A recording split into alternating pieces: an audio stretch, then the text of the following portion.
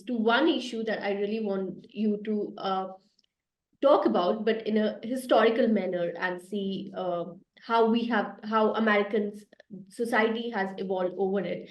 And that is the abortion right issue. Many analysts say that this is a boys versus girls election. Is that an assessment that you would agree with?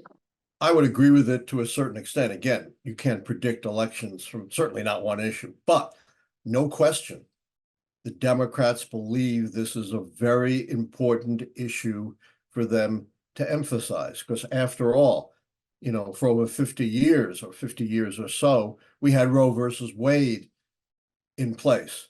And so a degree of abortion rights was established across the United States. So it was really the anti-abortion forces that had the momentum, that had the passion, because they are on the wrong side. Then, of course, Roe versus Wade is overturned. There's no longer constitutional protections of abortion rights. First time in U.S. history, Supreme Court has actually abrogated a constitutional right rather than adding a constitutional right. And now it's the Democrats and the pro-choice forces that have the passion, because they've been put on the defensive. And you saw Harris making a big issue of women's reproductive rights in the debate.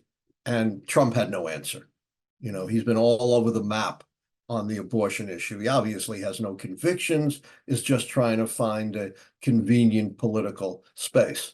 Now, the other thing is, I don't have a full congressional elections, but while it doesn't predict a presidential election, a burning issue like abortion certainly can affect every other level of election, particularly since abortion, pro-choice referenda are on the ballot in about 10 states.